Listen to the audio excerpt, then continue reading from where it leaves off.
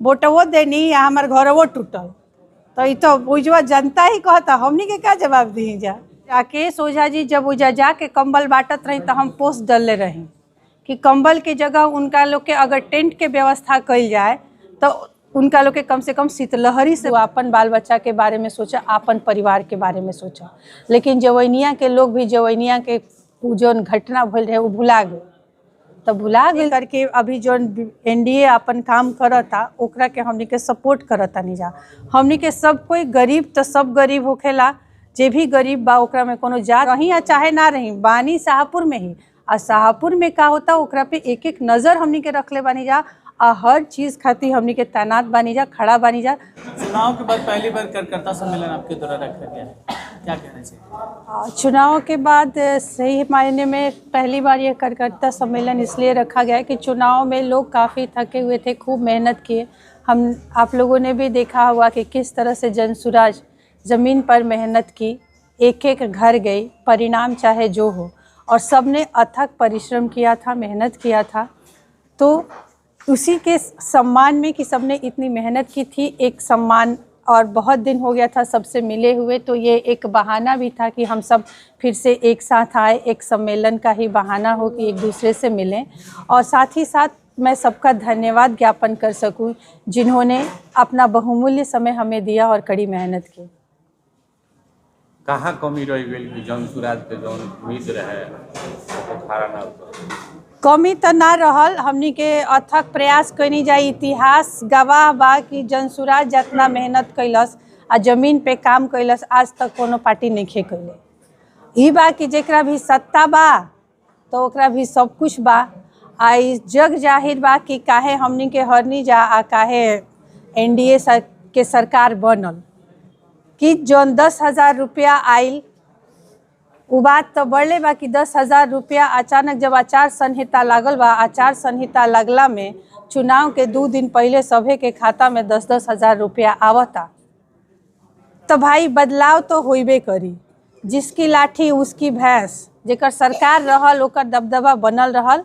लेकिन अब की बारी ना चली, हमनी के फिर से अपन जड़ से शून्य से शुरू करतन जा और शुरू करके जौन हमनी के विचारधारा बा, जनसुराज के जौन विचारधारा बा ओकरा के ले करके हमनी के फिर से घर घर जाए जा और जनता के जगावे के प्रयास करब जा। जैसा कि आज मीटिंग में सुने में आइला कि आप तालमेल ना रहा। देखिए हमनी के नया पार्टी रहल हा, वो पार्टी में अलग अलग जगह से आदमी आयल रहे, एक दूसरे के पहचानत ना रहे।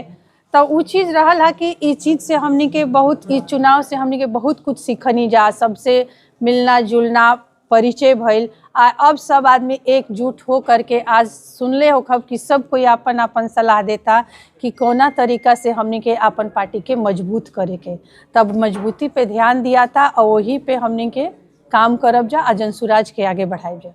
बात करिए जवैनिया में पिछला दिनों वो काफ़ी ज़्यादा मेहनत की हुई है, लेकिन वो तरीका का परिणाम ना है, का कमी रही ना। परिणाम तो रुआ जान तनी कि बिहार के आदमी के का दुर्दशा बा, आज उहे प्रमाणित भइल फिर से कि एजा जे मेहनत करी, ईमानदारी से काम करी, ओकरा के ना पूछल जाला। जवन की आज बिहार के सबसे पिछड़ेपन के कारण बा।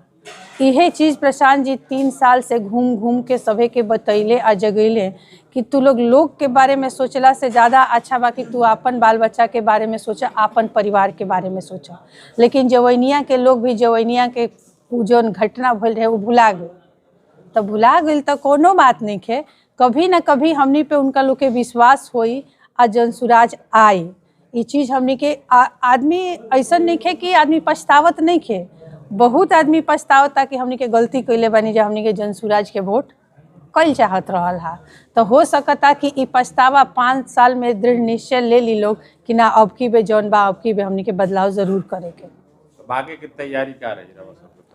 आगे के तैयारी रहुआ इस सभा में सुनले होखम कि सब कोई कहला सा कि हमनी के जनता खातिर काम करे के, जनता के एक एक गो समस्या खातिर हमनी के खड़ा रहे के, जेकरा से जवन बन पड़ी उ सबके सहयोग करी आ हमनी के उखरी के प्लान करके आगे बढ़तन जा। काहे से कि हमनी के मकसद ही बा कि बिहार के सुधार करे के बाद जे कमज़ोर वर्ग बा, जे कमज़ोर बा ओकरा के साथ दी आदमी और ओकरा के आगे बढ़ाई, तो सबके हमनी के आगे बढ़ावे के काम करब। बात करिए वो राजनीति में तो नेताजी लोग माइनॉरिटी और मेजोरिटी के ख्याल रखेला। राहुल पार्टी नया रहला, हालांकि भी एको सीट ना आई, फिर भी यूसीजी के मामला पर रहुआ सबके का विचार है? देखिए, यूजीसी के मामला पे विचार इहे बा कि हमनी के शुरू से कहते हैं जा कि हमनी के जात पात के राजनीति नहीं जा करत, आ ना हमनी के जातीय जो भी अवधारणा ले करके अभी जो एनडीए अपन काम करता ओकरा के हमनी के सपोर्ट करता नहीं जा। हमनी के सब कोई गरीब तो सब गरीब होखेला, जे भी गरीब बा ओकरा में कोनो जात पात नहीं के, जात देख के आदमी गरीब ना रहेला। तो हमनी के जात के साथे ना, मानवता के साथे आ मानवता के विकास के साथे सबके लेकर के हमनी के चलब जाए।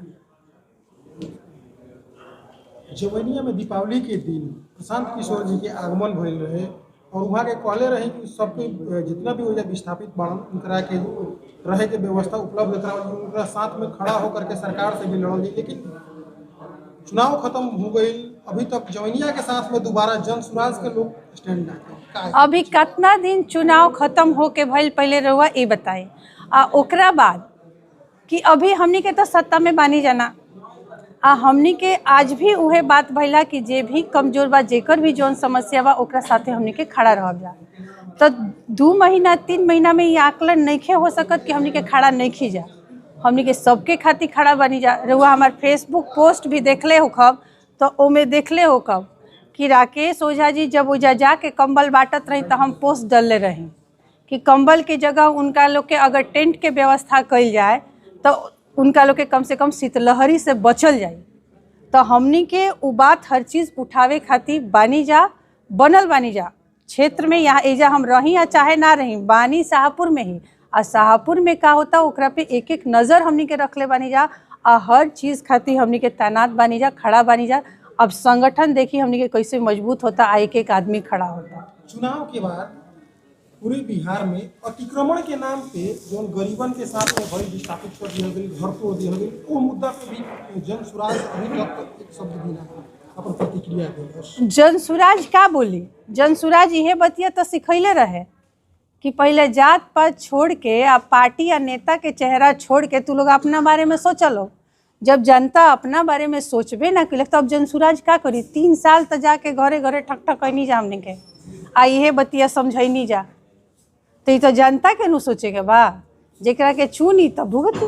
कहीं ना कहीं जन सुराज की भी तो मानसिकता रहा कि 3 साल में हम बिहार में जो भी काम कर रहा बनी 3 साल में करके बिहार के सत्ता में अपने आप के ला देवे के बा, ओकरा बाद फिर राज करे के बा।